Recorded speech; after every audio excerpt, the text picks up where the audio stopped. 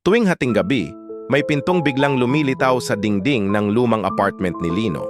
Wala itong hawakan, ngunit tila inaanyayahan siyang pumasok. Isang gabi, nilapitan niya ito at naramdaman ang malamig na hangin na parang may bumubulong mula sa kabila. Napansin niyang walang ilaw kahit anong liwanag mula sa loob, puro kadiliman lang ang sumalubong sa kanya. Nahila siya ng matinding kuryosidad, kaya dahan-dahan niyang itinulak ang pinto. Pagpasok niya, agad siyang nilamon ng dilim. Hindi niya makita kahit ang sariling kamay sa harap ng mukha. Sumigaw siya, ngunit ang boses niya ay tila nilamon ng espasyo. Sa bawat hakbang, parang walang katapusan ang daan na tinatahak niya.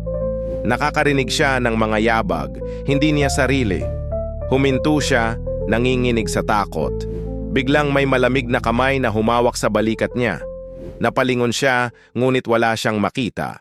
Sinubukan niyang bumalik sa pinanggalingan, ngunit kahit anong lakad ay pabalik sa kadiliman lang siya. Hanggang sa napansin niya, ang pinto nawala na.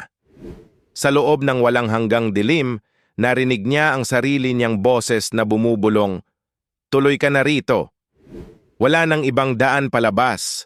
Ang pintong iyon ay hindi para bumalik, kundi para magpaalam sa mundong kilala niya.